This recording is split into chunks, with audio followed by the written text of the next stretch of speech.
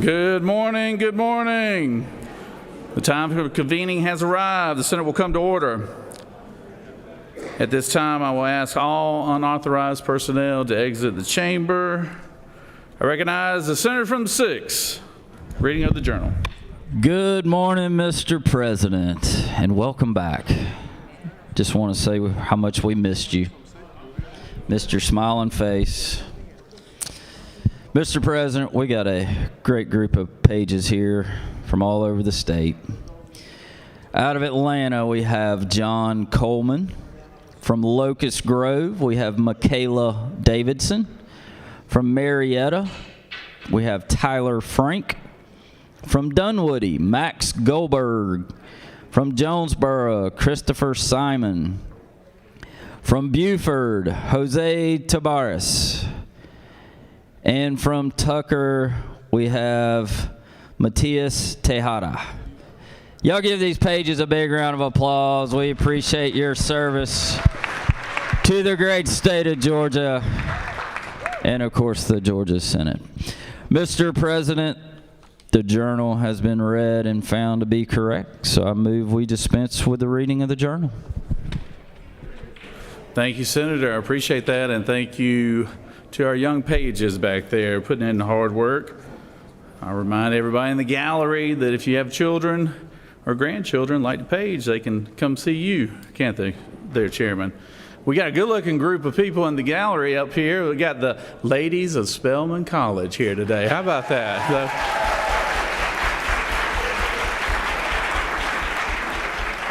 Spelman is well represented in this room, I can assure you, and you'll see very soon when all the points of personal privilege, but we're glad to have each and every one of y'all. Thank y'all for being here today.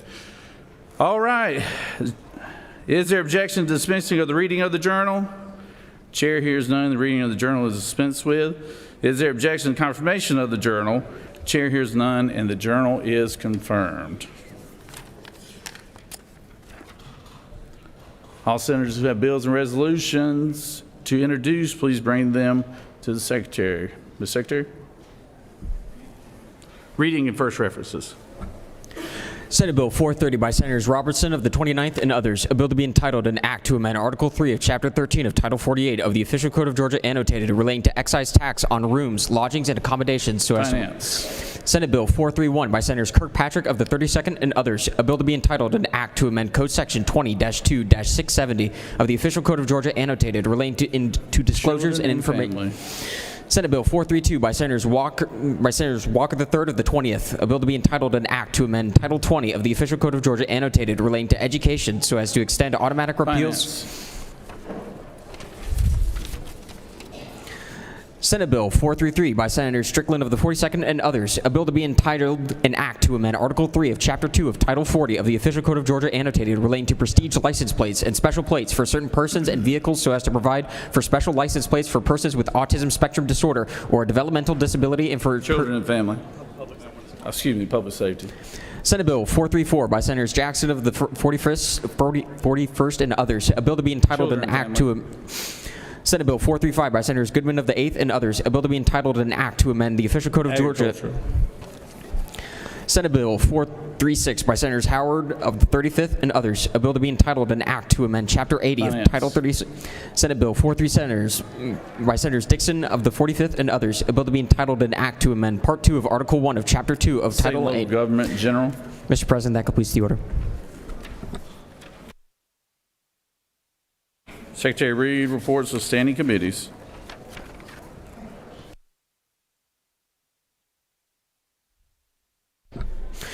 Mr. President, the Senate Committee on Health and Human Services has had under consideration the following legislation and has instructed me to report the same back to the Senate with the following recommendation. Senate Bill 395, due pass by substitute, respectfully submitted by Senator Watson of the 1st.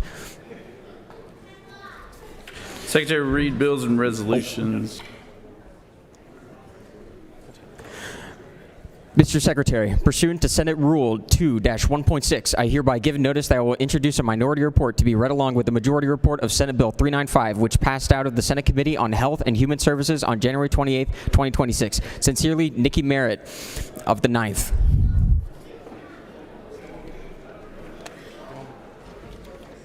Mr. President, the Senate Committee on Economic Development and Tourism has had under consideration the following legislation and has instructed me to report the same back to the Senate with the following recommendation. House Bill 455, do pass. House Bill 420, do pass. Senate Bill 420, do pass. Respectfully submitted by Senator Eccles of the 49th. Mr. President, the Senate Committee on Finance has had under consideration the following legislation and has instructed me to report the same back to the Senate with the following recommendation. Senate Bill 382, do pass by substitute. Respectfully submitted by Senator Huffstetler of the 52nd. Mr. President, the Senate Committee on Public Safety has had under consideration the following legislation and has instructed me to report the same back to the Senate with the following recommendation. Senate Bill 116, do pass by substitute. Respectfully submitted by Senator Albers of the 56th. Mr. President, that completes the order. Minority report. Dear Mr. Secretary, pursuant to Rule 2-1.6, I hereby give notice that I will introduce a minority report to be read along with the majority report of Senate Bill 116, which passed out of the Senate Committee on Public Safety on January 28, 2026. Sincerely, Kimberly S. Patrick Jackson, Senator from the 41st. Mr. President, that completes the order. Secretary, read bills and resolutions for the second time.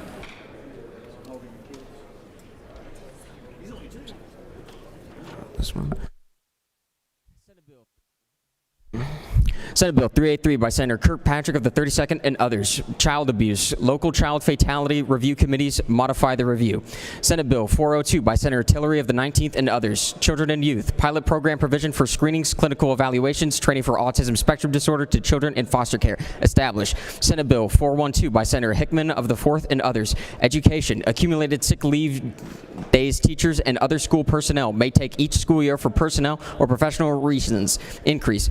House Bill 571 by Representative Hawkins of the 27th and others. Professions and businesses. Licensing of radiologist assistants provide. Mr. President, that completes the order.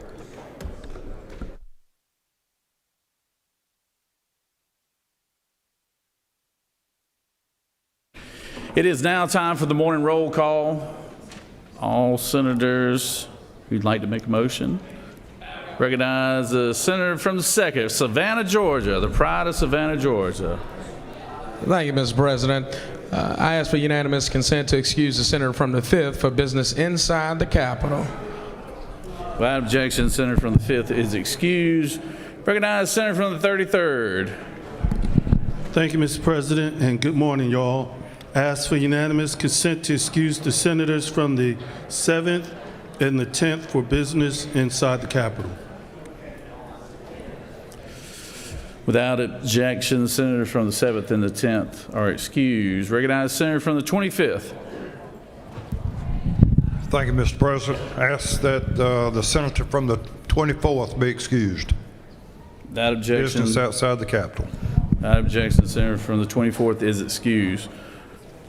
Recognize the senator from the 15th. Unanimous consent to excuse the senator from the 10th. We've got him already, Senator. Thank you, though. I recognize the senator from the 54th. Yes, good morning, Mr. President. Asked to excuse Senator from the 47th. Without objection, senator from the... Never mind. He's come back in. The senator from the 47th is here. No need to excuse him. Secretary will call the roll. Senators, signify your presence by voting the yay switch. Secretary will unlock the machine.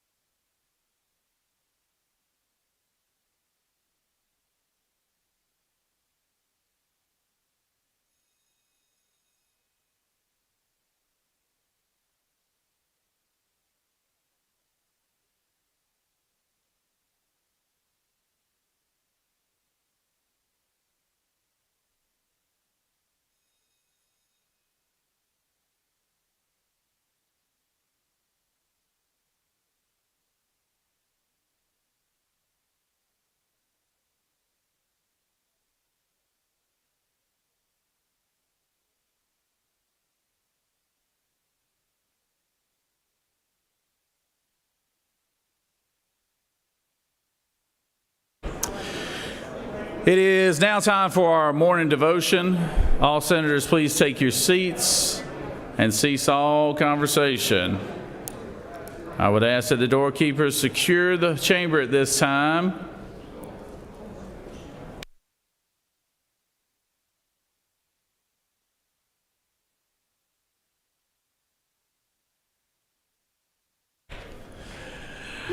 Now recognize the senator from the 17th who will lead us in our pledge and introduce our chaplain of the day. Senator. Thank you, Mr. President. Please join me in our pledge of allegiance to our flag. I pledge allegiance to the flag of the United States of America and to the republic for which it stands, one nation, under God, indivisible, with liberty and justice for all. Now the Georgia flag. I pledge allegiance to the Georgia flag, to the principles for which it stands, wisdom, justice, moderation, and courage.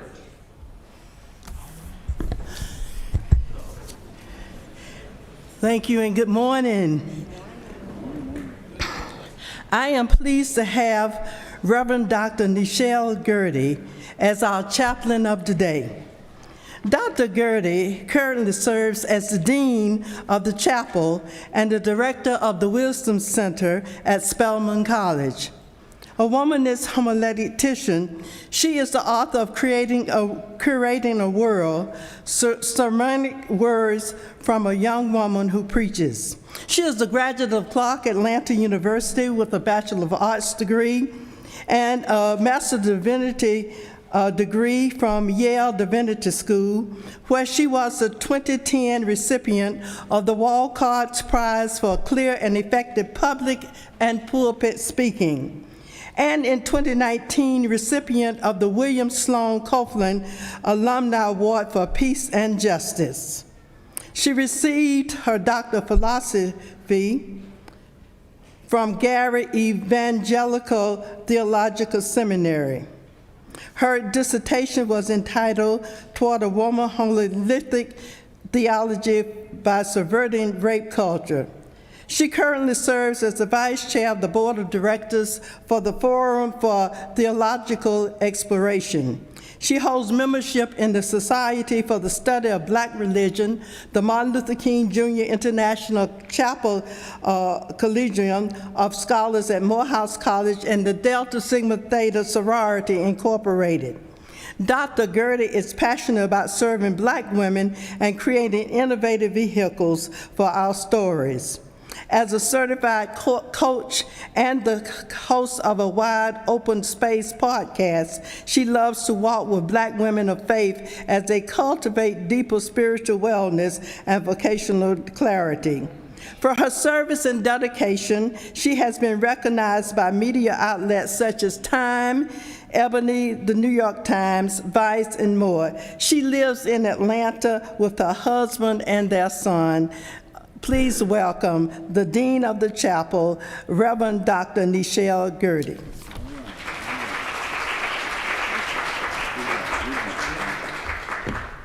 Good morning.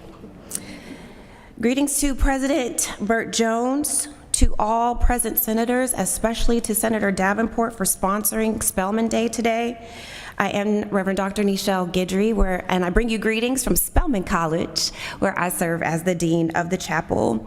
And I'm so grateful to bring today's devotion, which reads as follows.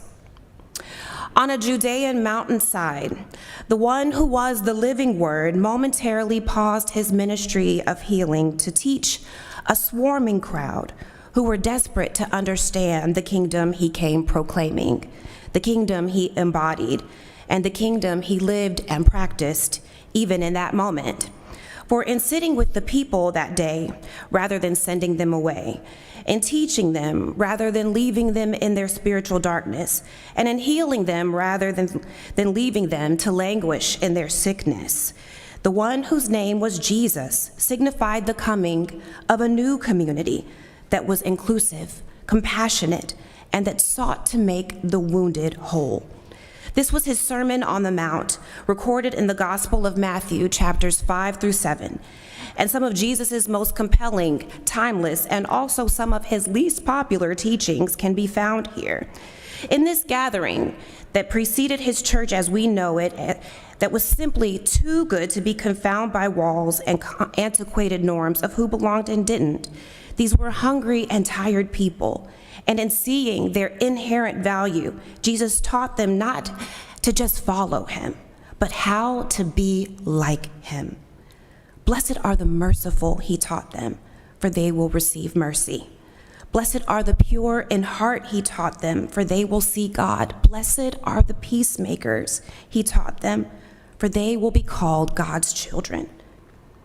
And when you give charity, he taught them, and when you pray, don't be hypocritical and do it for attention and acclaim. Do it in secret, and God who sees in secret will reward you openly.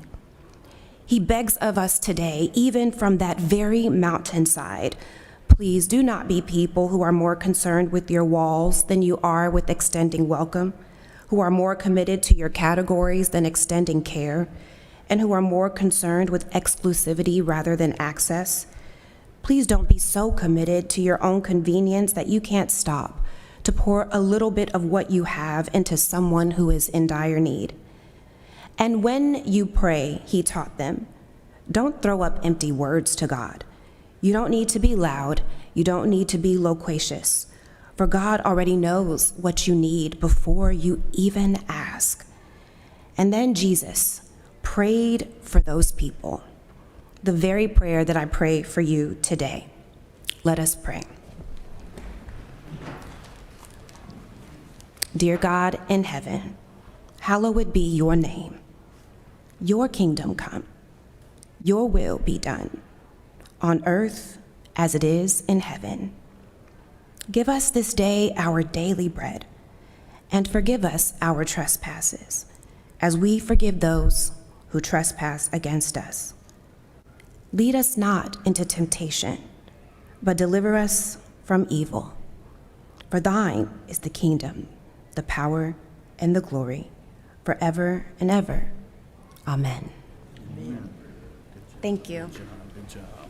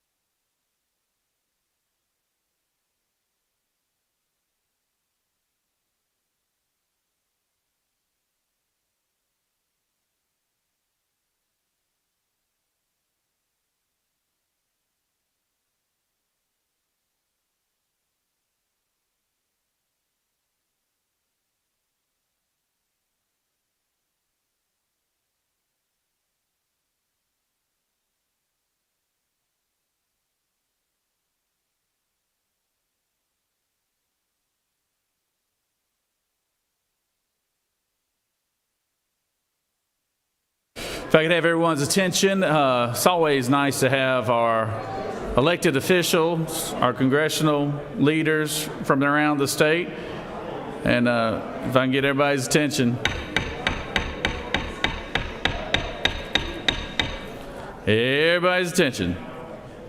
We'd like to give all our congressmen and women the opportunity to address this body, and something we always take a lot of pride in. And very happy and proud to have Congressman Rich McCormick here today. He is in his second term as our congressman, hails from Alpharetta, Roswell area, and he represents a good portion of this fine state. He's done an outstanding job while serving in Congress. He is a medical doctor by trade, proud graduate of Morehouse School of Medicine, and former military SEAL, right? Navy SEAL? Marine pilot. Marine. I'm sorry. I'm going to get hit now. I'm sorry. All right. A former Marine, just like the dean of our fine chamber here. But Congressman McCormick is, like I said, has done a great job. He represents our state very well. We're happy to have him here today, and y'all please give him a warm Senate welcome. Thank you.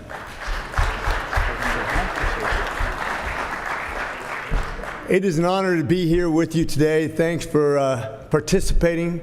One of the few things that I have hope in right now, and I guess there's a lot of things I could have hope in, and there are still commonalities amongst us. Sometimes it's the Marine Corps, and that transcends politics, I promise you. You just want to know somebody's on your side, which is the bigger part of politics, in my opinion. We have plenty that divides us right now. But if you look at a guy like myself, and you may judge me just by what I look like, and I get that. We do that to each other all the time. But you probably didn't know I was an associate professor at Morehouse, Spelman, Clark Atlanta, and Morris Brown at one time. Went to Morehouse School of Medicine, and after 4 years was elected student body president by my peers. And my peers were about 60% female, 80% black, and about 95% liberal. So how does a white male conservative get elected at that kind of school? Because of our commonalities.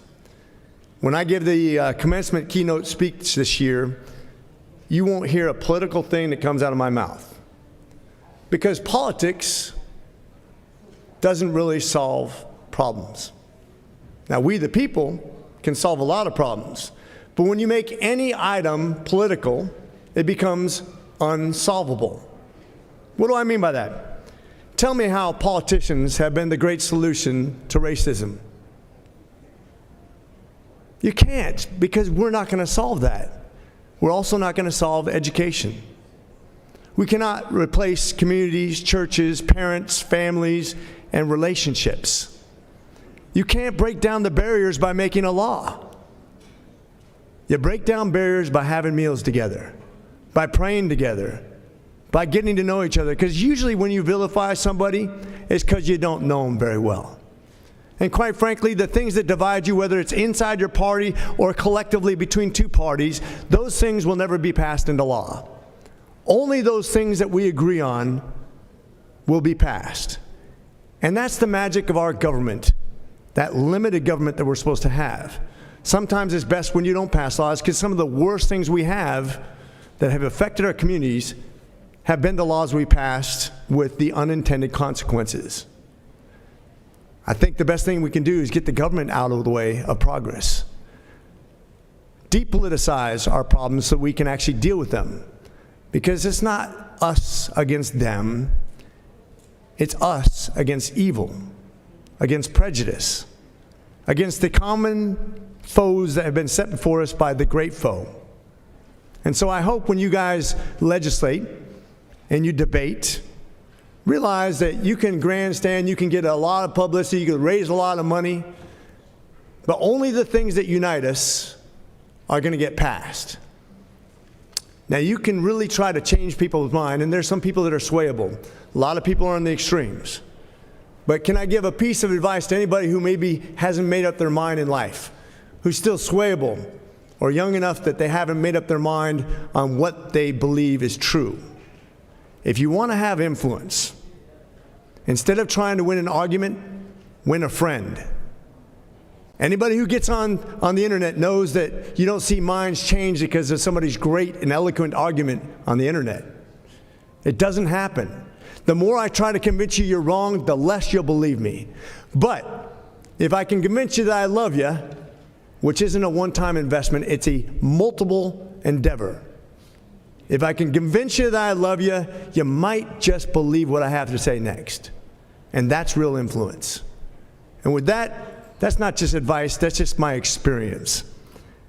I love you.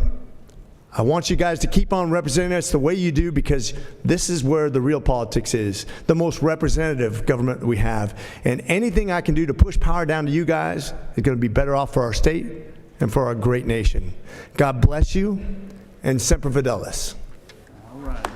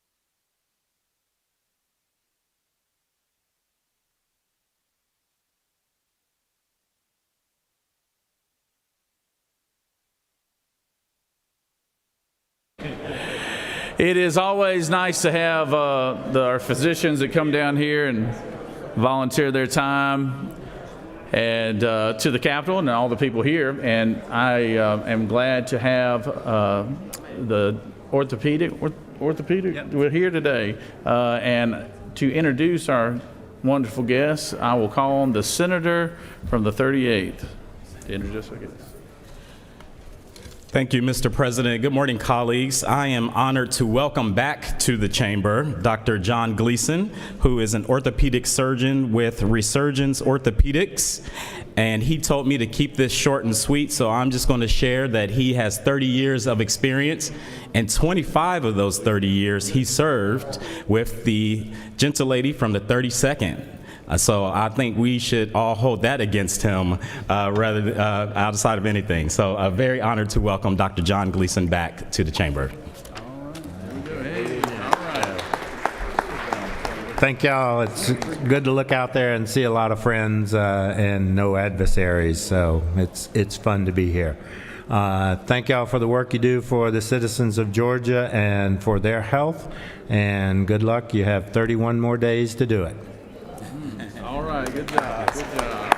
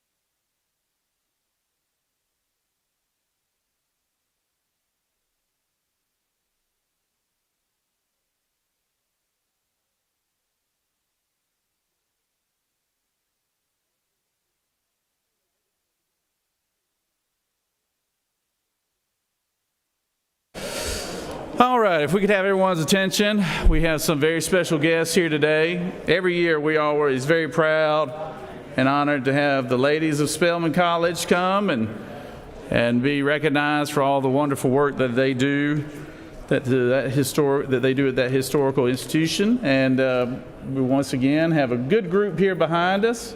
Young lady getting ready to graduate from theater. I got a good feeling we're probably going to hear from her in a second here. But Secretary, read the resolution, then we'll ask the senator from the 17th to introduce.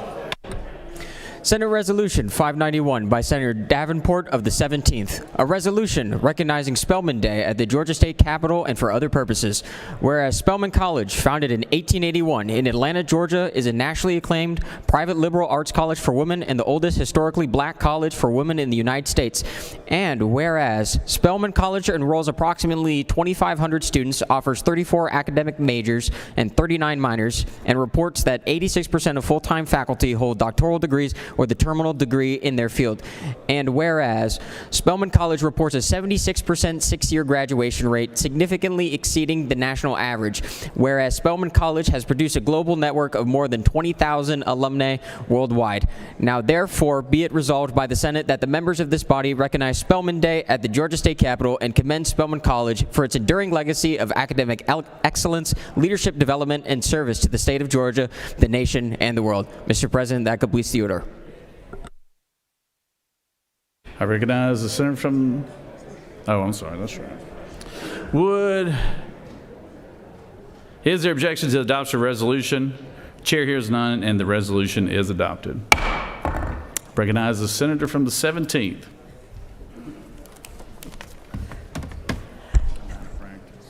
Thank you, Mr. President. Colleagues and guests, I am honored to recognize my alma mater, Spelman College. It's Spelman Day at the Capitol.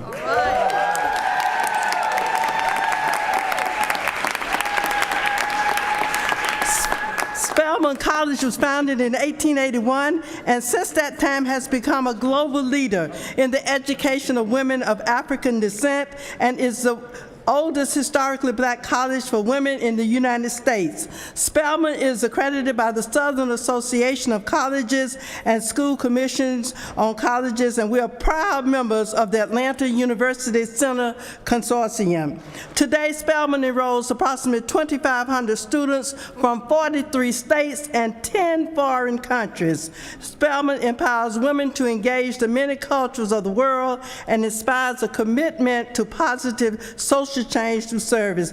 We are dedicated to academic excellence in liberal arts and sciences. Spelman serves today, and today we have on the rostrum here the interim president of Spelman College, Mrs. Rosalind Brewer. Please raise your hands. President of the Atlanta chapter of the Alumni Association of Spelman College, Dr. Vaseem Tinsley. The Advocacy and Social Justice Chair of the Atlanta chapter, former Commissioner Mrs. Demetrius Clemens. And you just heard from our chaplain of the day, Dr. Nichelle Goodry. All right. And of course, our student, Ms. Taylor Mills, Ms. Spelman, graduating this spring, the class of 2026. We have other alumni, staff, faculty, and students in the gallery. Would you please stand, Spelmanites? Woo!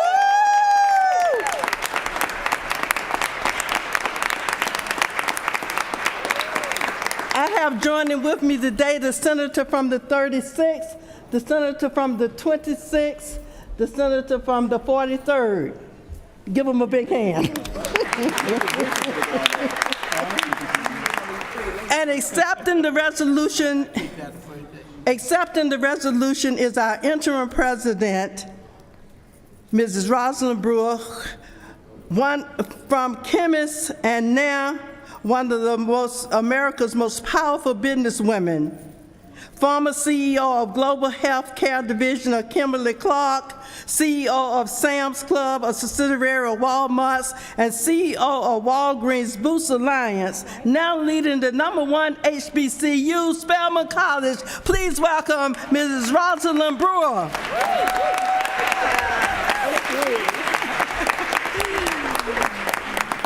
Good morning, and thank you, Senator Davenport, for that wonderful introduction. To Lieutenant Governor Jones, President Pro Tem Walker, and distinguished members of the Georgia State Senate, thank you for the opportunity to be here with you today. We are grateful for your leadership and for the Senate's continued support of higher education across the state of Georgia. I am delighted to share Spelman Day at the Capitol with members of the National Alumni Association of Spelman College, Incorporated, the Georgia chapters, along with our students, our faculty, and our staff. Thank you for recognizing Spelman College today. Spelman College plays a critical role in Georgia's economic vitality, workforce development, and leadership pipeline. Our graduates live, work, and lead across the state, particularly in Metro Atlanta, contributing to key sectors including healthcare, education, public service, technology, and entrepreneurship. Spelman's mission is especially relevant today in its rapidly changing economy. We prepare students to think critically, work across disciplines, adapt to change, and lead with purpose and those qualities that serve Georgia's employers, communities, and public institutions so well. We are proud of Spelman's continued academic excellence. Spelman is ranked #1 HBCU for 19 consecutive years, ranked #2 nationally for social mobility, #7 for learning communities, and #37 among all national liberal arts colleges by U.S. News & World Report. But most recently, Newsweek named Spelman the #1 best college for women in the nation. These outcomes are made possible in part through Georgia's commitment to student access and affordability. We are deeply grateful for HOPE and other state financial aid programs, including those that support students attending private colleges. This support is critical for Spelman students and their families and helps ensure talented Georgians can pursue higher education here at home. We are also grateful for recent philanthropic investments, including a $16.5 million gift from the Arthur Blank Family Foundation here in Atlanta, and a $38 million unrestricted gift from the Mackenzie Scott family, which directly supports student completion, academic excellence, and campus modernization, advancing Spelman's strategic priorities and strengthening our long-term impact. Our students continue to excel, earning nationally competitive scholarships, engaging in meaningful civil service, expanding literacy through programs like Spell Reads, and strengthening local economies through initiatives such as the Center for Black Entrepreneurship. I am proud to lead Spelman during this important moment for higher education. The world is changing, but the need for well-prepared, thoughtful, and capable leaders has never been greater. Thank you for celebrating Spelman College Day at the Capitol, and thank you for your continued partnership and support for Spelman College and the students we so humbly serve. Thank you.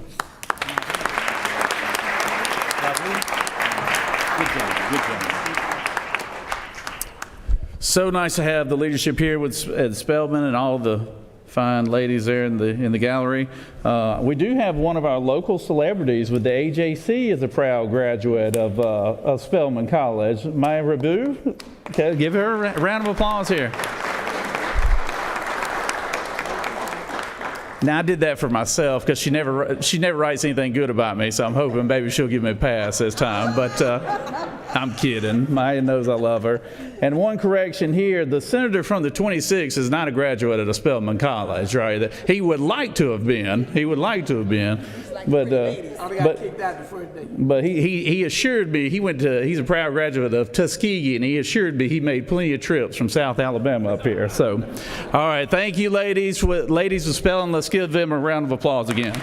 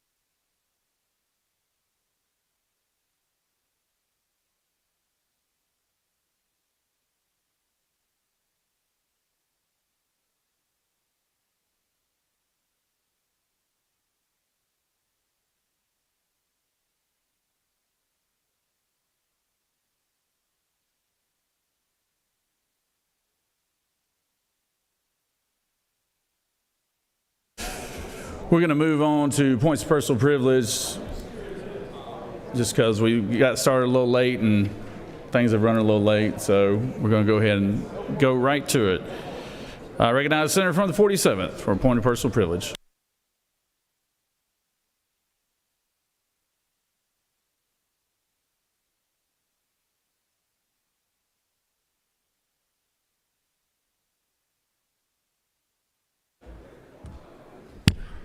Thank you, Mr. President. I'd like for my friends from Jackson County, I've got a great group of Jackson County Youth Leadership Group to all stand up for me. We want to honor your visit to the Capitol. Said Jackson County is a little unique in that there are three school districts, but we quickly added the fourth one last year, so there are actually 4 school districts in Jackson County. 3 of them are represented here with the Jackson County youth leaders.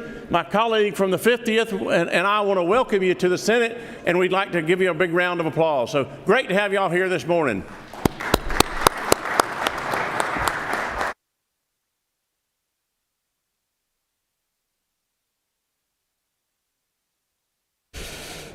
Recognize the Senator from the 4th.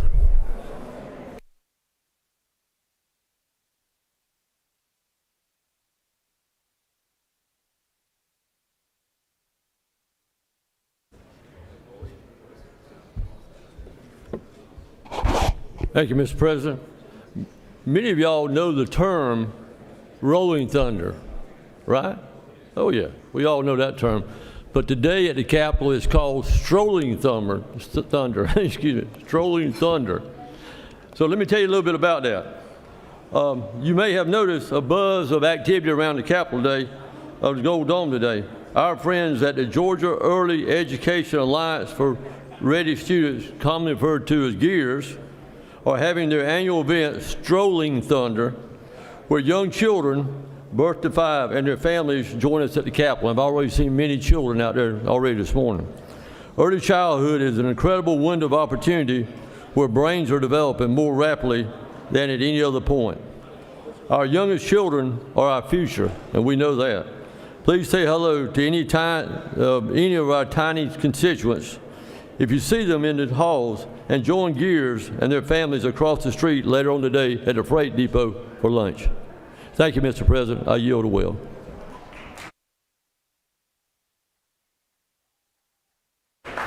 Recognize the senator from the 41st.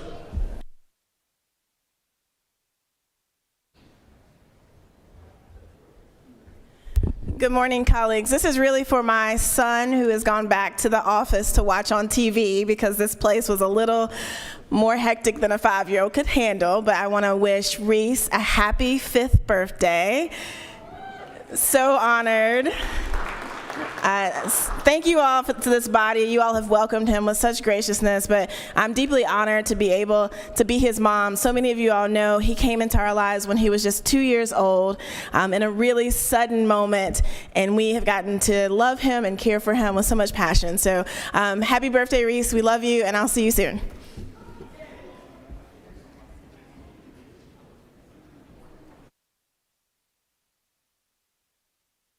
Thank you, Senator, and wish your son a very happy birthday. It's hard to believe he's already 5. All right, recognize the senator from 33rd.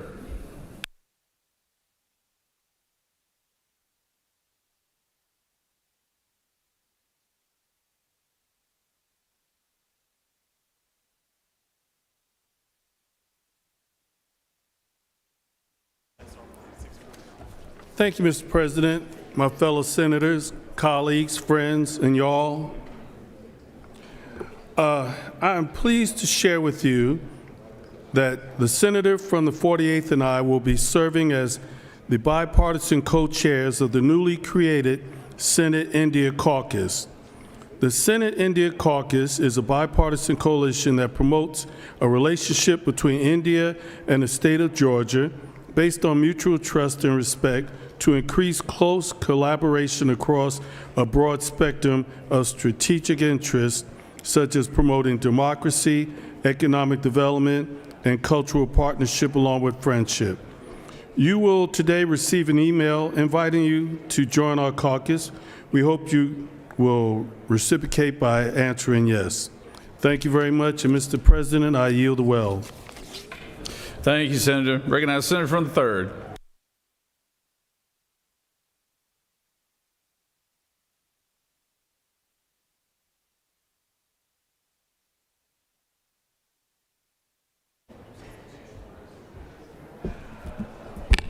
Thank you, Mr. President. Colleagues, you'll notice on your desk you have an invitation from the Brunswick Golden Isles Chamber of Commerce for their State Leadership Appreciation Dinner. It's on February the 17th, it's about 3 weeks away. The reason I'm giving you this as early as I am is to give you a chance to RSVP so that we can figure out how much shrimp we need to bring. And I will remind you of this a little closer to the date, but put it on your calendars, February 17th at the depot, 5 o'clock, tons of wild Georgia shrimp. Thank you. All right, Senator, we'll have to mark our calendars. Always a good day. Recognize the senator from the 28th. Senator, you want to speak from there? The floor is yours.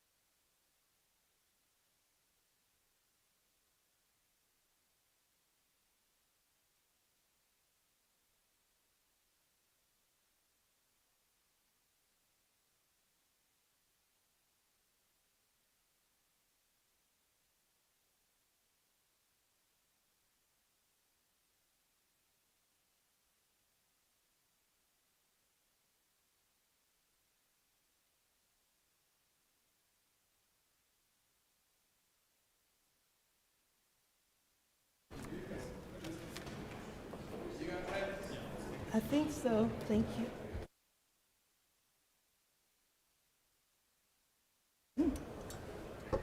Okay. Thank you, Mr. President. Thank you very much. Yesterday, I was driving home from here and heard on the radio about what was happening in my neighborhood, just a few blocks from my house.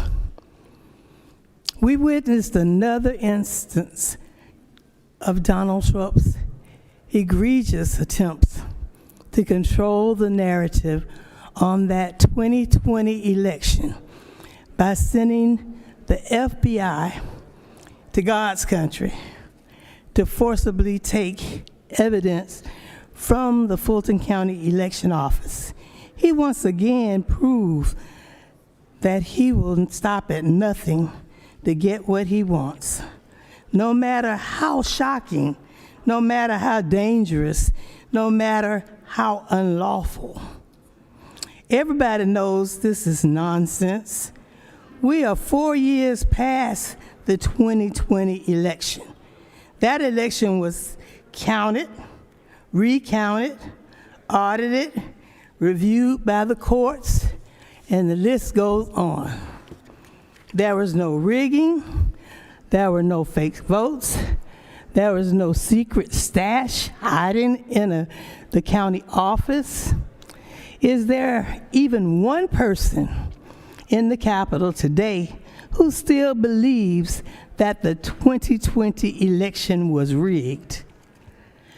So let's be honest about what's going on and what we're watching and what we're hearing on the radio. When state officials follow the law and refuse to hand over protected voter data, suddenly we see the federal government intervening.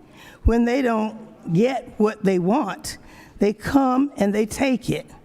That should worry everybody in this building. The FBI exists to keep people safe, to stop violent crime, to stop terrorism, to protect the public. It is not supposed to be the president's personal plaything. Using federal law enforcement to chase political grievances of 2020, this is wrong. It tells voters that the rules only matter when they're convenient. If the federal government wants something, there's a process. They should think they're entitled to it, the real process, and not what they come up with. There's a court. What there should be, should not be, is intimidation dressed up as enforcement. Actions like this undermine trust, intimidate election workers, and pull Georgia backwards. We should be governing in 2026, not replaying 2020 like it never ended. This body should reject chaos, reject political theater, and reject using our law enforcement as a personal tool, as a weapon. Georgia has been a national model for election integrity. We do not need federal raids to protect our democracy. We need leaders with the moral clarity to defend it. History teaches us that democracy does not vanish overnight. It is not dismantled slowly, legally, and often with applause from those who believe that it will benefit them. Ladies and gentlemen, we must not become that casualty. It is too late to reverse democracy. It's time to move forward. So Georgia, let's move forward and not backwards. Thank you. Recognize Senator from the 38th for appointed personal privilege.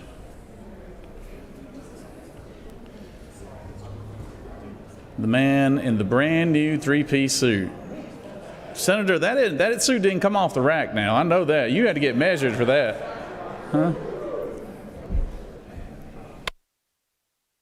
Thank you, Mr. President. We're going to get you one. Colleagues, yesterday, Senate District 38, my district, became ground zero for the latest assault on American democracy. An assault that did not begin yesterday, but one that began to unfold in 2020. Colleagues, no matter what you saw on the news, I want to share something with you. I was there, and here's what I know to be true. The federal government seized 2020 Fulton County election ballots, not 2024, because that was an election that Donald Trump already won in Georgia. They weren't securing an election. They were revisiting the past to control the future. We still don't know where these ballots were taken, and even more disturbing, we don't know how this information will be used. What we do know, without dispute, is that this action was taken without the consent or knowledge of Georgia election officials. Secrecy is not law enforcement. Secrecy is intimidation. I have deep respect for the debates in this chamber, but yesterday we were reminded to remember that we are Georgia state senators. And I must share that this is exactly why we speak about what happens across this nation. This is why this chamber and our voices matter. Because yesterday is what happens when power goes unchecked and silence becomes permission. This is not abstract. This is not theoretical. This happened in my district, 7 minutes from my home, in your backyard in the state of Georgia. These are my constituents. These are Georgia voters, and they are the ones that are being targeted. Yesterday, I heard claims that the minority caucus does not respect due process. Well, there is nothing more disrespectful to due process than seasoned ballots in the dark. Let me be clear. Yesterday was not about a sore loser. This isn't about 2020. It's about controlling 2026. This is about a president who knows that his grip on power is slipping and who is willing to weaponize the federal government to hold on to it. We have watched this unfold across the country, and now it is here in the state of Georgia. This should concern every Georgian, not just those here in Metro Atlanta. White, Black, Democrat, Republican, Independent, urban, and rural alike. I am sounding the alarm because democracy does not collapse all at once. It erodes when good people are told to look away. If ballots can be seized without transparency, if election workers can be sidelined without consent, if fear replaces trust, then the question is no longer who wins elections, but whether elections still belong to the people. This chamber must choose. Our state must choose. This country must choose. Silence or the Constitution. Fear or freedom. Power or principle. History is watching what we do next. I, for one, refuse to be silent while democracy is dragged away from the people it belongs to. And with that, Mr. President, I yield the will.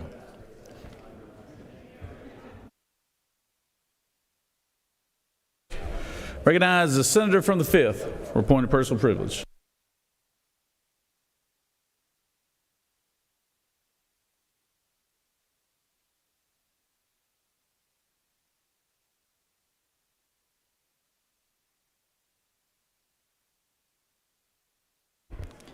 Yesterday, the FBI raided the Fulton County Election Board.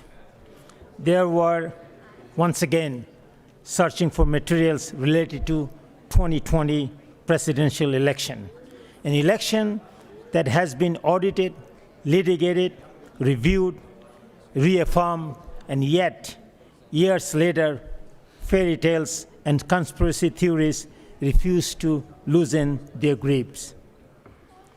These fantasies have already done real damage.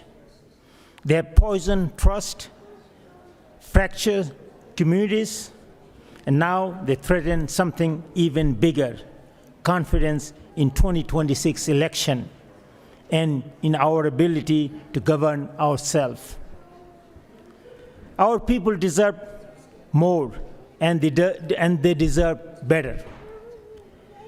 This year marks the 250th anniversary of American founding. I wasn't born into it like so many here.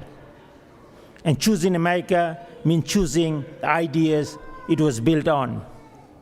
A government of the people, by the people, providing that free citizens can govern themselves. We do not need a king who treats law enforcement like personal errand boys, chasing imaginary nightmares dreamed up to cling to power. Today, we must condemn this.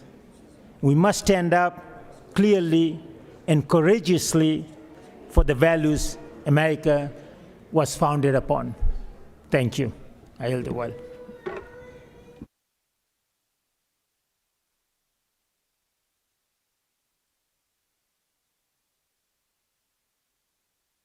Recognize the senator from the 7th.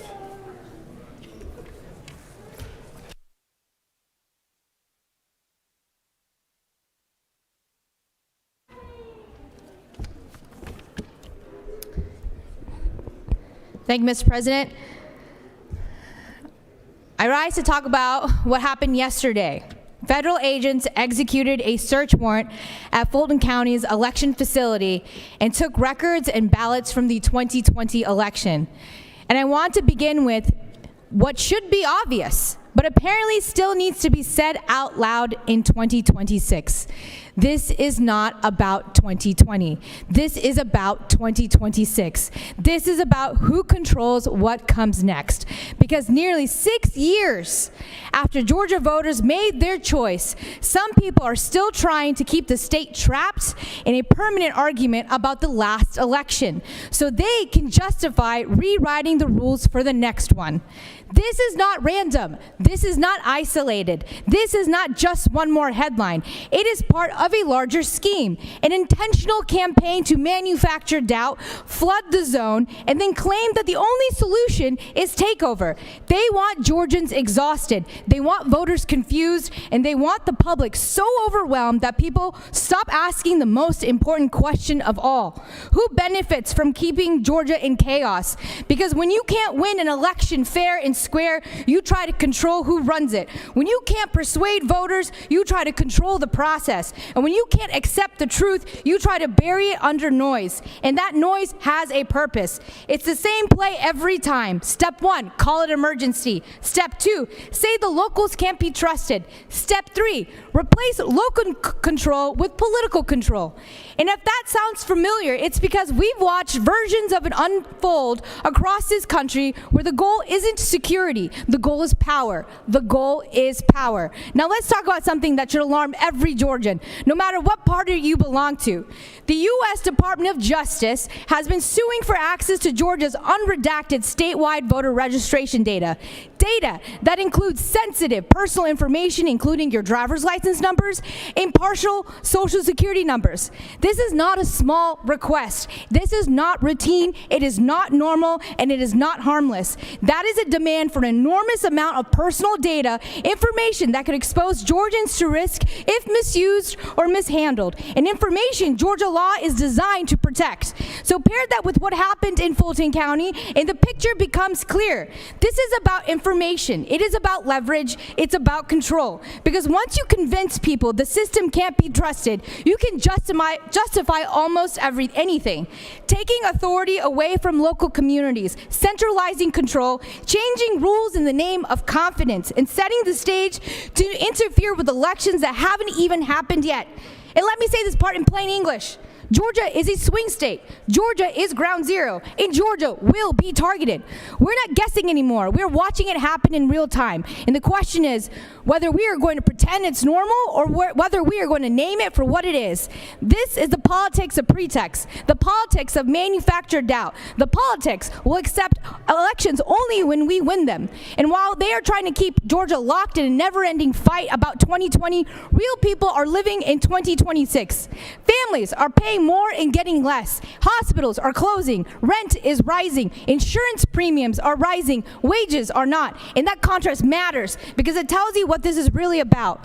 When leaders have nothing to offer on affordability, nothing to offer on healthcare, nothing to offer on stability, they reach for the oldest trick in politics. Keep people afraid, keep people angry, and keep the spotlight on anything except the bills piling up on the kitchen table. So here's my message today. We will not let the future of Georgia elections be decided by people who are still trying to relitigate the last one. We will not let Fulton County be turned into a permanent scapegoat so someone else can justify a takeover. We will not let confidence become a code word for control, and we will say it clearly over and over until nobody can pretend they do not understand. This is not about 2020. This is about 2026. Thank you. Recognize the senator from the 29th.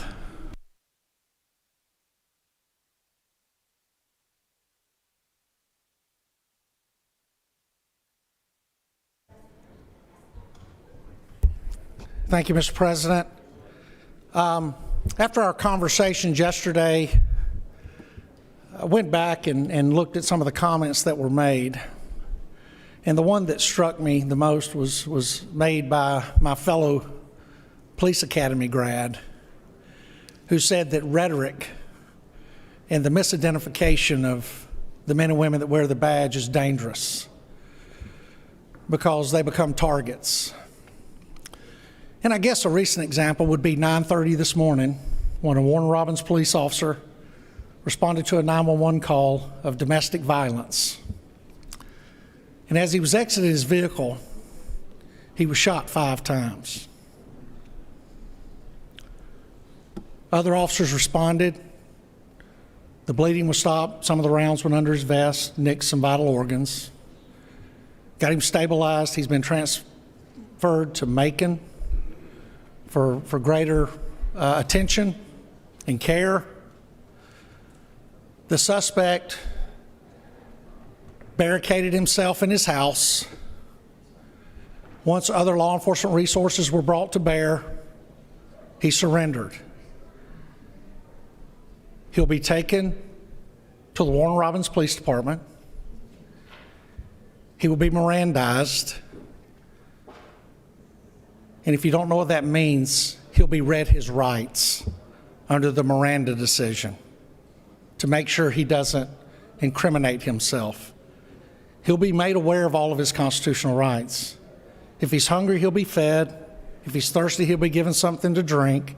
He'll be provided with legal counsel, and the wheels of due process will start. Now, that officer had no due process this morning. He responded to help somebody, and somebody saw him as a threat to what they wanted to do. And this is why the words we speak in this chamber are important. And this is why the late, great comedian George Carlin said, when your ideology becomes your identity, then you no longer matter. This officer mattered. What we say in this chamber matters. And Mr. President, I would ask for a moment of silence as we think about this officer, his family, his loved ones, and his fellow officers as he fights for his life. The senator has requested a moment of silence. Let's please stand and give him that moment. And all our prayers go out to that family there in Houston County. Thank you, Mr. President. I yield the well. Thank you, Senator. Recognize the senator from the 44th for a point of personal privilege.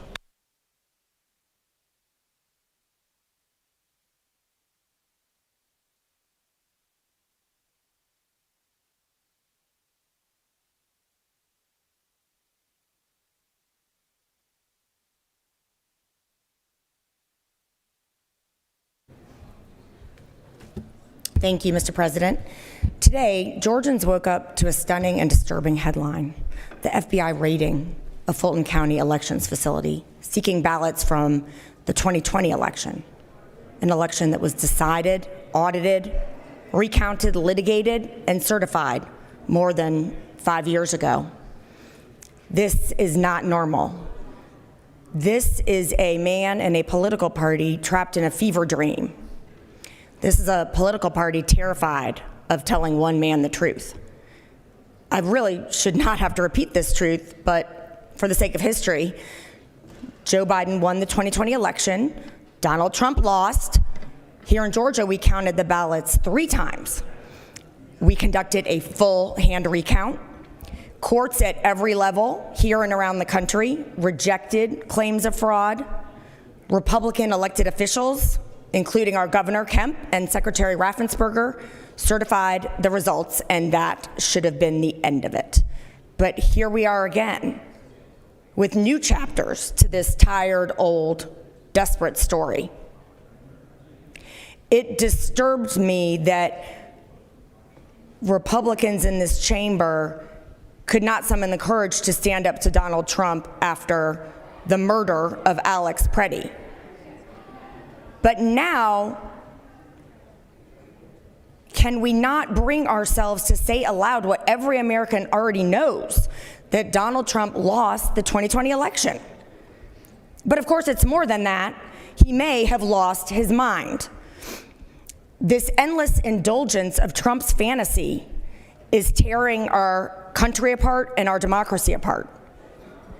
It foments violence against election workers and politicians with all too real consequences. I know I was not the only elected official in Georgia who had to have security after Rudy Giuliani's traveling circus was given a hearing by this body as Donald Trump tried to overturn the 2020 election. Ruby Freeman, Shay Moss, Governor Kemp, Secretary Raffensperger, former Lieutenant Governor Duncan, they all had it far worse. And I am astonished that we are reliving that sorry episode, that stain on this body, on this state Senate, that was permitted here in this Capitol. The message that we're sending voters is that truth is optional, facts are partisan, and elections are only legitimate when Republicans win. The people of Georgia were ready to move on from 2020 in January of 2021. They want better schools, affordable health care and housing, safe communities, and economic opportunity. Instead, they're watching as their state government is dragged backwards into conspiracy theories and grievance politics. The number of swing voters in Georgia that care about Fulton County ballots from 2020 is 0. What they care about is whether their leaders can govern responsibly in 2026 and 2027. And I'm sorry to repeat what many people are thinking, but the answer from today's Republican Party to that question increasingly appears to be no. Because a party that cannot front reality cannot govern. Republicans should really be ashamed that Georgia has become ground zero for this national spectacle of denial. Once upon a time, not so long ago, in fact, when I was first elected in 2010, the parties differed over taxes and the size and scope of government. Abortion, maybe. And those were serious, consequential debates among people who loved their country. But what we're witnessing right now, this is not the country or the government that I grew up with. Today, federal law enforcement resources are being consumed to chase down conspiracies that were debunked years ago. The Secretary of State is being pressured to violate the law. Republicans should be ashamed, and I am sure that many are, that our democracy is being treated like a toy to soothe one man's wounded pride. Colleagues, we make progress for Georgians and this great state when we work together on things that actually affect their lives. Let's quit the repetitive nonsense on 2020 and get to work. Thank you, Mr. President. I yield the well.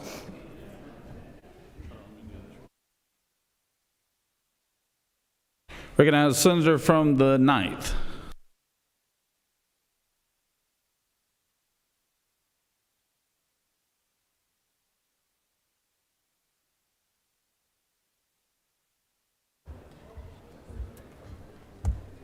Okay, first, thank you, Mr. President. First, I want to recognize, before I get off on another topic, they were just in the chamber. It was Building Babies Gwinnett. They are here to visit us today. And Gwinnett Building Babies is a community that collaborates to focus on ensuring that our children enter kindergarten ready to learn and thrive. They're a group of businesses, volunteers, and community nonprofits. And they are asking for our support and asking for our support in the legislature so they can continue their program. So I'm going to pivot from there because I did want to recognize them because they were guests here. And first of all, I want to say that I am truly sorry, Senator from the 29th, about the officer that lost his life. I mourn the death of any of our highly trained local law enforcement. And I want you all to know that Democrats stand behind our highly trained, highly vetted local law enforcement not wearing masks. And that's who we're talking about. So I came up here so we can make that distinction because I'm unhappy with that narrative. And we've been very clear about who we're talking about. We're talking about mass, poorly trained, because they were trained to cut corners so they could get through the process and get a badge to be ICE. They're the ones terrorizing our communities. That's what we're talking about. Our local law enforcement, and they are servants, and we understand fully that they are working to protect us and make our communities feel safe. ICE is not making our communities feel safe. So please, if you're gonna quote us, I'm making sure today on the record you quote us properly. We're talking about Trump administration, ICE running around with badges and names and masks and we don't even know who they are, and they're not being held accountable for murder. That is not what our local law enforcement does. I know personally our Gwinnett County police go through rigorous months of training about how to de-escalate situations. Situations that if they have to be in front of a car, how to de-escalate that. None of you have made the distinction that maybe we've cut corners on how ICE is being trained and maybe some proper procedures have not been fulfilled. So I'm going to say it again. I and my party, I fully respect and thank our trained law enforcement that give their lives every day to protect our community. And with that, Mr. President, I yield well. Senators yielded. Recognize the senator from the 27th.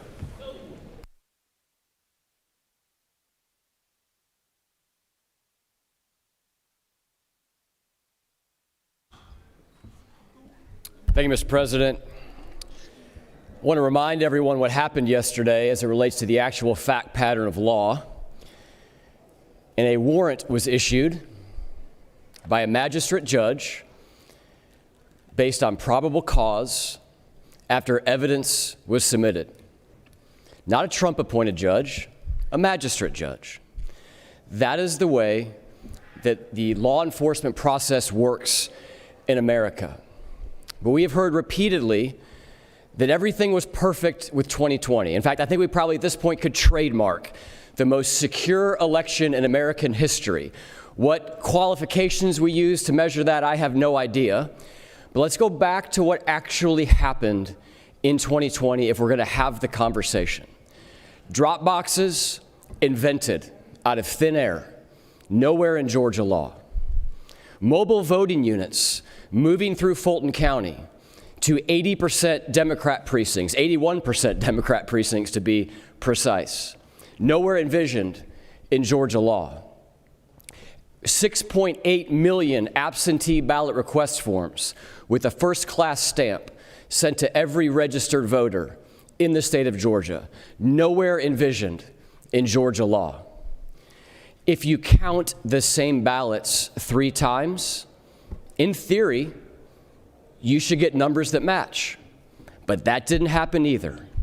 Let's talk about the recount that happened. 3,930 double-scanned ballots in Fulton County alone. Thousands of those have been confirmed by the state election board. Governor Kemp actually raised the concerns of the Moncla-Rossi report, and we now know that there were double-scanned ballots. But even after the ballots were double-scanned in Fulton County, did the numbers match on the second recount?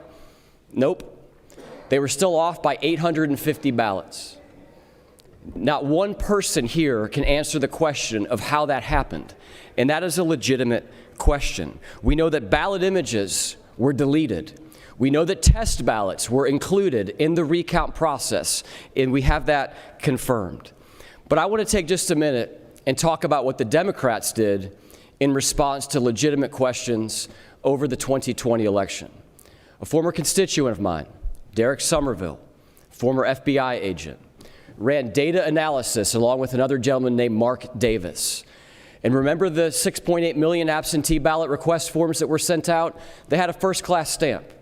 So that means if you filed the national change of address form, that was automatically forwarded to your new address. And they identified reasonable cause to question the validity of 39,141 of those ballots that were cast. They knew that 160 people had been registered to vote from a single UPS store. 2,138 people had been registered to vote from one church in Fulton County. 1,391 had been registered to vote from a shuttered 1,000 square foot building in Fulton County. And lest you think Fulton County has cleaned up their voter rolls, today, thousands of people are registered to vote in Fulton County at UPS stores, storage units, pack mails, homeless shelters that haven't been open for over 5 years. The Fulton County voter rolls have been and continue to be a mess. But when Derek Somerville and Mark Davis followed the law and filed objections to those voters, what did the Democrats do? Well, Stacey Abrams sued them in federal court, and they won. Not Stacey Abrams, but Somerville and Davis won. Judge Jones, not a Republican judge, ruled in their favor. What have we learned since then about those 39,000 voters? 12,000 of them have been removed from the voter rolls because Somerville and Davis were correct that they were no longer eligible to vote. 9,500 have updated their address to a new address outside of Fulton County, proving once again that Somerville and Davis were correct and those people were ineligible to vote. Ultimately, 84% of the votes of the eligibility that Somerville and Davis challenged were proven to have been invalid voters in the 2020 election. So let's stop this charade of the most perfect, most secure election in history. But more importantly, and I would agree with my colleagues on this, let's look forward to the future elections, and it's darn near past time for Fulton County to clean up their voter rolls.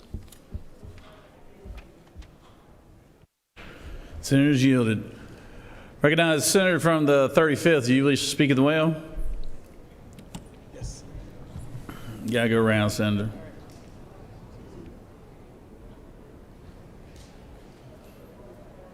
I would pick at you, but you got a serious look on your face, so you might have a serious conversation right now.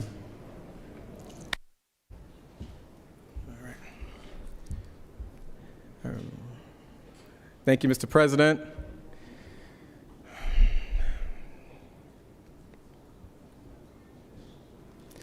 Trust in our government is at an all-time low. Trust in our institutions is at an all-time low. The cost of everything is at an all-time high. King Jesus is still on the throne. Release the Epstein files. I yield the well. Recognize the senator from the 37th.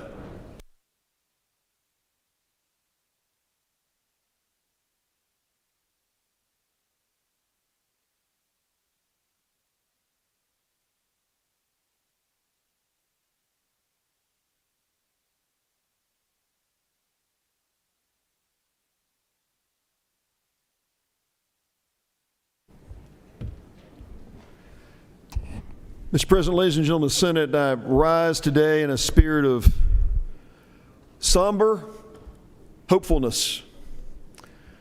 I'm somber today for a different topic than has been talked about, but one that has been plaguing us for decades and ones that we can no longer ignore. The epidemic I'm talking about is the epidemic of fatherlessness in our culture. The condition in which either fathers or in many cases mothers are not in the lives of their kids because our current laws in Georgia give no direction to the judiciary for shared parenting. I bring this before you today, colleagues, because Senate Bill 404, which is not before you today as a proposition, but it will be before the Senate shortly, raises this question of the powerful data we've seen from other states, we've seen from other nations of the power of shared parenting. There's a recognition that in Georgia last year, 46% of all children born across all socioeconomic categories, 46% were born out of wedlock. And with a divorce rate that approaches 50%, I suggest to you, friends, the most important decision in the lives of many of our Georgia's children is the decision of who gets custody and how much custody does mom have and dad have. How much time is mom and dad going to spend in the lives of their children? I say this because the stakes are high. On your desk, senators, is a chart that I brought for you today that shows the amount of time that children spend with their non-custodial parent. In fact, Georgia as a state among our 50 states is in the bottom 5 of the amount of time children spend with their non-custodial parents. The bottom 5. This affects moms as non-custodial parents and dads as non-custodial parents. But when you look at the statistics here, you see states that have gotten this right, that share as the default condition 50-50 between mom and dad include Florida, Kentucky, Massachusetts, Missouri, Arkansas, and others. In fact, what we've seen in those states is in passing shared parenting, where the default condition in our courts is that there's a 50-50 sharing between mom and dad in a custody hearing. And if judges, in the best interest of the child, decide by a simple preponderance of the evidence that it ought to be something other than that, they can certainly order that, and they will. This is not going to create a circumstance where a bad parent is going to have an undue influence in a child's life. But what shared parenting, Senate Bill 404 does is it says for good parents, the default will be a 50-50 share. The data is clear, friends. You look at the research on this, 30% involvement in a child's life for a non-custodial father is defined as fatherlessness. So that means if 30% of the time a kid spends with a parent is with dad, if it's 30% or less, that's considered a fatherless child for academic research. We recognize when that's the case, the circumstances of crime and all kinds of problems spike in the lives of kids. Our prison system is filled with fatherless men and women, people who weren't raised with dad in their home. And again, equal parenting, though it supports non-custodial moms and dads, we recognize the impact of this. And I will tell you, we are the bottom 5 states, amongst the bottom 5 states in the nation in terms of the times non-custodial parents have with their kids. And that is contributing to our epidemic. Friends, Senate Bill 404, which will be before this body shortly, is supported by data. We saw the divorce rate in Kentucky decrease by 18% in the years after passing their bill. We've seen domestic violence go down by 20% across the states. In fact, even in Spain, some of the provinces in Spain implemented this. Those that implemented shared parenting, they saw domestic violence go down 20% compared to those that did not. It's true in Ohio versus Kentucky. It's true across our states. And friends, I would propose to you today that if we care about our kids and we're trying to solve systemic problems that have been plaguing our culture for decades, shared parenting is a critical part of that solution. And that's why I raised to you today these somber statistics. But I raise them with hope that we, the General Assembly, can do something about this, and do something about this we shall. With that, Mr. President, I yield the will. Senators yielded. Recognize the senator from the 34th for a point of personal privilege.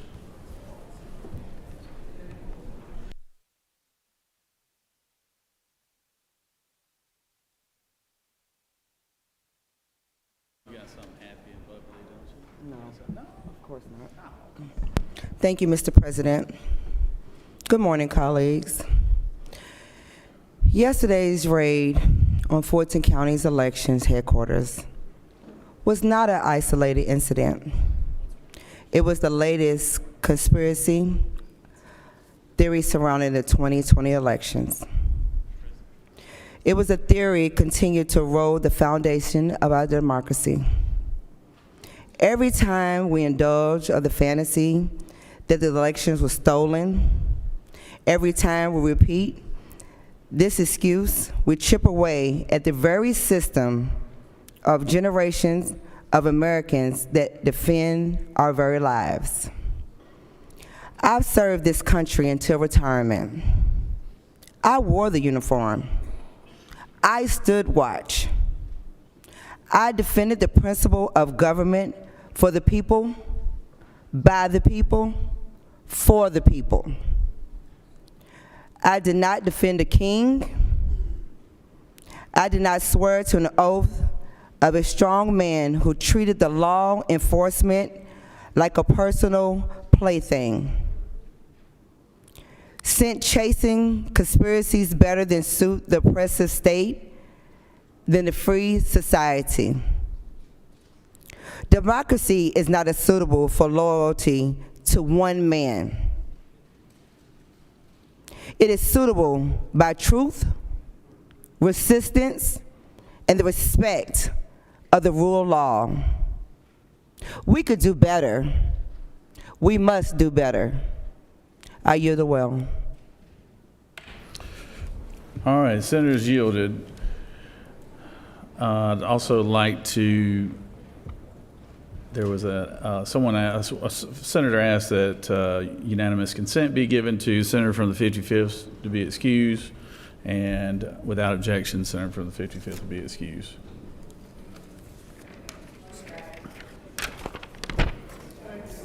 Oh, he's back. All right. Well, it's wonderful to have you, Senator. I don't know how I missed your 6'5" self walking in here. So, you have before you a consent calendar, a privilege resolution. Does any senator wish to remove a resolution from the consent calendar? Is there objection to the adoption of resolution on the consent calendar? Chair hears none, and the resolution on the consent calendars are adopted.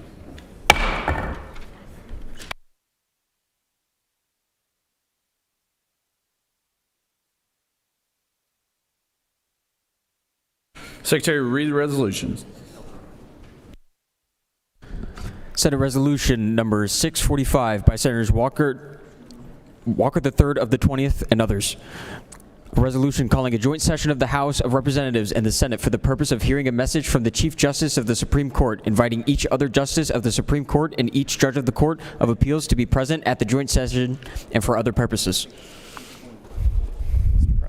Mr. President, Senators Walker III of the 20th offers the following amendment. Amend SR Senate Resolution 645 by striking Clerk of the House on line 15 and inserting in its place Secretary of the Senate. Mr. President, that completes the order. Recognize the Pro Tem speaks to the resolution. Thank you, Mr. President. Senate Resolution 645 is just a traditional thing we do every year about the joint session. There was a Scribner's error saying the clerk of the House on line 15, and it needs to say Secretary of the Senate. So I would ask for unanimous consent on the adopting the amendment so we can correct the Scrivener's error. Thank you. Senators yielded.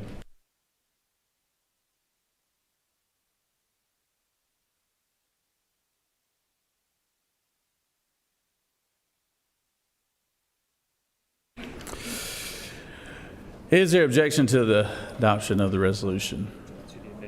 The question on the adoption of Amendment 1 by the senator from the 20th, is there objection to the adoption of that amendment?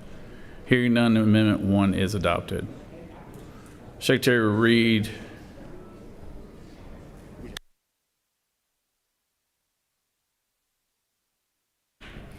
Without objection, the resolution is amended and the resolution is adopted.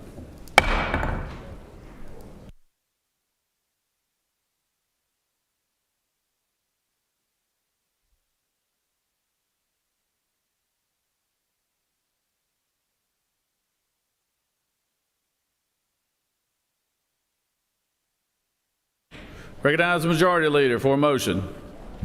Mr. President, I move that the Senate stand adjourned pursuant to H.R. 998 until 10 a.m. Monday, February 2nd. Secretary, read the announcements.